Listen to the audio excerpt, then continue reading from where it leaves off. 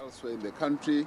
The Western Cape represents about 66% of infections in the whole country and some 77% of the deaths. Now, that has to be brought down. And that is why we even declared a number of places in the Western Cape as hotspots. Now, I'm very pleased that with the plans that are on the table now, and the plans that will also be enhanced with some of the suggestions, the thoughts that were put on the table so that they can inject more energy into all the initiatives that are underway, we should be able to bring down the rate of infection and also give more attention to the hotspots. Already we are seeing good signs of being able to do so. In Witzenberg, which we've declared as a hotspot, we can already see that with all the tools in our toolbox that we are deploying in an area like that, we're beginning to see some progress. And I'm sure that we will also see progress in other areas. The installation of the field hospitals, the establishment thereof, also is going to stand us in good stead. We are going to pull out all stops to make sure that we have more beds than what we have now, and also more beds than what they had planned.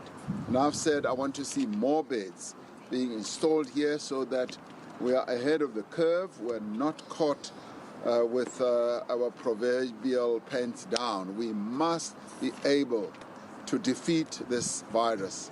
We are at war. We are at war with an invincible enemy, and we must defeat this enemy. And the Western Cape is the epicenter, and this is where I would like to see positive and good results, and immediately. And we want to be able to do that throughout the country.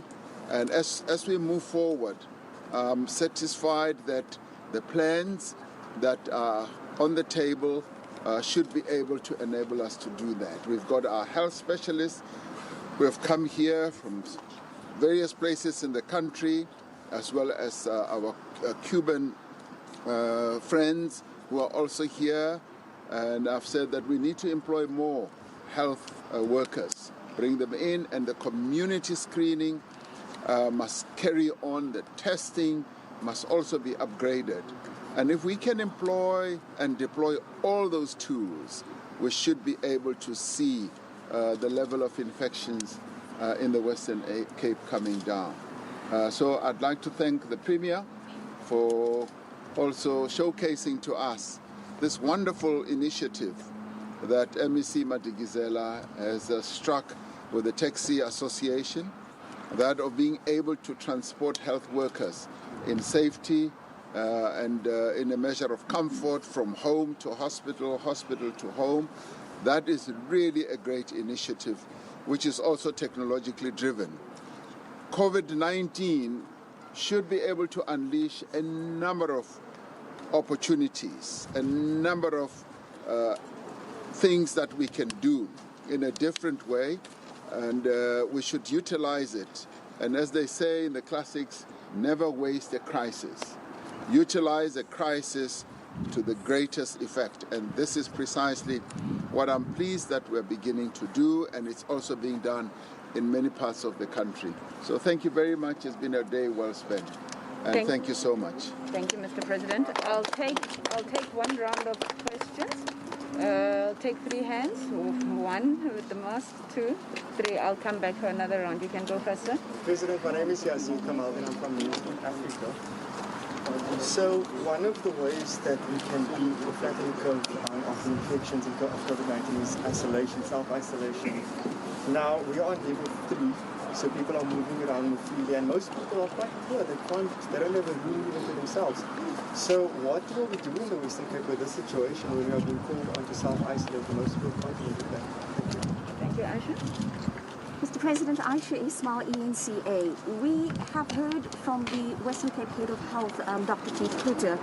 He confirmed that there has been an increase in the number of alcohol-related admissions in Western Cape hospitals. And these are people now taking up bed space in our ICU units, and we've heard about the shortage of beds. Would you consider reimposing the ban on alcohol sales? The last question also. All right, Mr. President, Bulelani from SABC. My question relates to when are you going to have another family meeting for the country to actually determine whether are we still on track in terms of flattening the curve? Are we going to go down or are we going to go up? Well, let's start with the family meeting. We will have another family meeting soon. My fellow South Africans, that will happen because we do need on a regular basis to be communicating exactly where we are going, and we've accumulated enough information now in the past few days since we started with level 3 as to be able to see pointers where we're going, and the visit here in the Western Cape adds to that, and the Deputy President is also in Mangaung and Bloemfontein. That also adds to that. So there'll be a family meeting soon, and we'll be able to do an analysis where we're going, where we are. So let's wait for that. As regards alcohol, it was always going to be a difficult and a risky development to lift the ban on alcohol. Unfortunately, we as South Africans, our alcohol consumption is one of the highest in the world. And during the time of level 5 and 4, we saw alcohol consumption had gone down, and drunken driving accidents had almost come to a stop. There were none, and hospital beds had become empty of patients with trauma. And so as we opened, we suddenly saw a spike in the utilization of our hospital beds. It was always going to be a risk. And we're not contemplating closing for alcohol as yet. Obviously, we're hoping and calling on all South Africans to behave in a manner that will take into account the rights of other people to health and also to health care. And we hope that that message will sink in and South Africans will be able to, particularly now when we are at war, to behave themselves. When you are at war, many other activities of a pleasant nature usually come to a stop. And we would like to see that also happening around the utilization of alcohol, that people should drink responsibly and not put themselves in situations which will do harm to themselves and to others, because when you actually drink to a point of either getting so drunk you injure others, you are actually doing much more damage to our health system than just giving pleasure to yourselves. Now, when it comes to isolation, yes, we go into COVID-19, or we went into COVID-19 with a number of incapabilities that we have inherited from our past. One of those is the special architecture of our country that has resulted in many of our people living in the most unacceptable and unpleasant surroundings, where people are not easily able to isolate. They live in small roomed shacks, and even as we impose a lockdown, people kept complaining that there is nowhere where we can actually isolate or even move around, and it is our inheritance from our past. But we've also got to make do even with the little that's worse that we get in life, and maneuver around that. Social distancing is still very important, that people should social distance. Like all of you now in the media, you are not practicing social distancing. You are supposed to be 1.5 meters apart from each other, but you take risks. You all get together in the way that you are, and we need to inculcate that type of behavior in ourselves.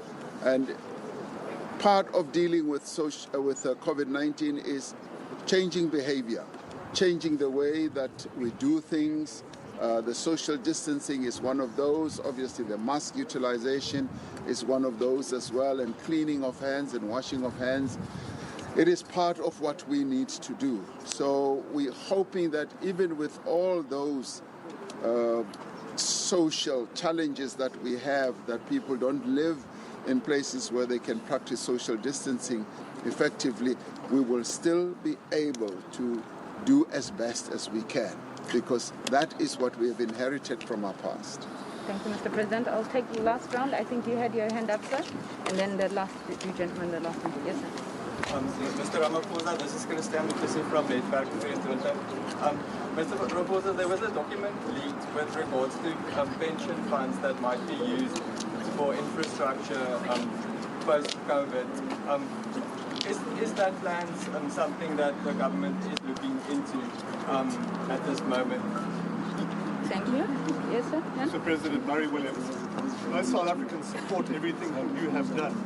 Could you tell us, have you made any mistakes so far? And what are they?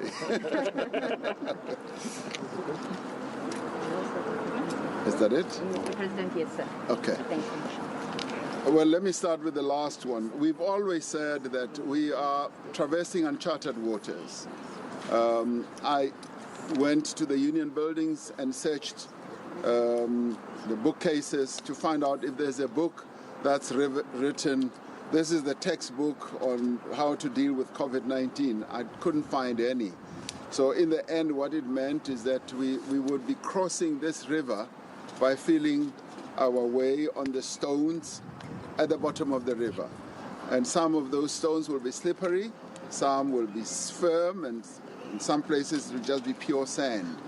So as many other countries have actually been traversing the same path, yes, we've made mistakes, we've made decisions that have been well accepted by our people, and this is the journey that we've all been on. And I've even characterized it as we are building an aeroplane while we are flying it. And when you do that, you are exposed to a whole number of dangers and risks.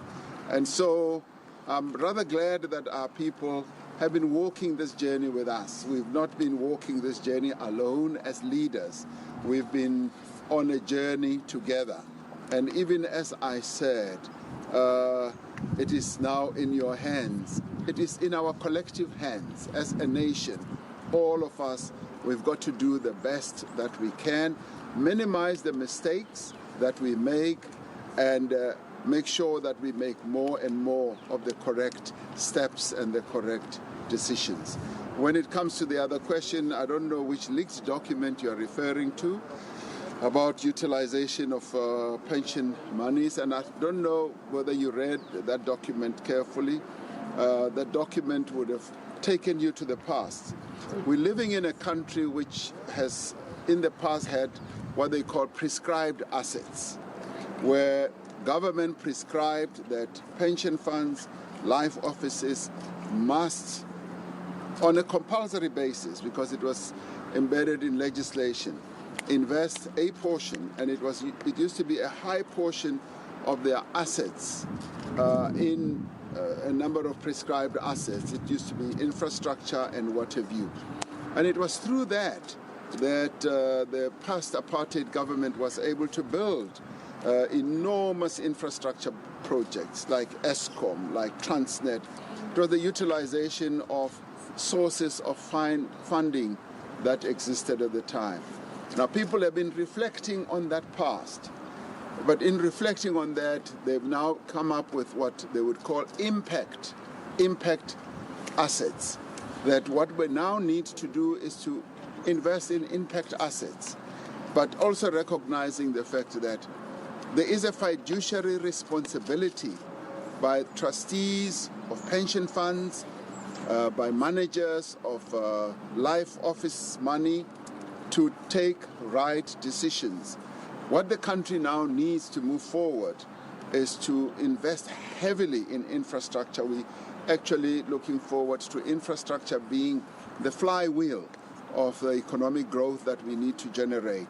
Now, I'm glad that there's a discussion abroad in our country discussing this matter. It needs to be properly discussed, and in the typical way that we are as South Africans. We discuss matters, we arrive at a consensus, we move forward. You may recall that COSATU made a proposition that the members' funds, which is managed by the PIC, should be utilized to address the debt that is in Eskom. And that was discussed with the business sector, it was discussed with community and as well as government. So they have been working on that and reshaping that proposal. So this is a discussion that must ensue. And no one is saying go back to the horrible past, but we are saying let's embrace the future and let's see what is in the interest of all of us as South Africans as we move forward. And trustees having a fiduciary responsibility of governing the monies of their members. That's what it is. Thank you very much. Thank you, Mr. President, Ministers, Premier. Thank you, ladies and gentlemen of the media. Thank you. Thank you, guys. Thank you. Well done. All right, well, there you have it. That's President Cyril Ramaphosa addressing members of the media. This is at the end of his tour to the province. We do know that the president has been in the Western Cape since this morning, really assessing the province's response to the COVID-19. So he was now speaking to members of the media, reflecting on some of the issues that he had indicated a little earlier today, talking about a number of hotspots in the province, but overall the president saying that they should be able to bring down the rate of the infection within the Western Cape province itself. They will also ensure that there are more beds planned and they can't be caught off guard. That is what the president says. So he does say that there's some positive signs, good signs in some areas that were pronounced hotspots previously. So members of the media are also asking some questions there. We had our very own SABC journalist, Bulelani Phillip, who was asking about what he calls a family meeting where the president would basically address the nation. So the president saying that that family meeting will happen soon because they use that meeting or that address to keep South Africans updated on the latest regarding this COVID-19.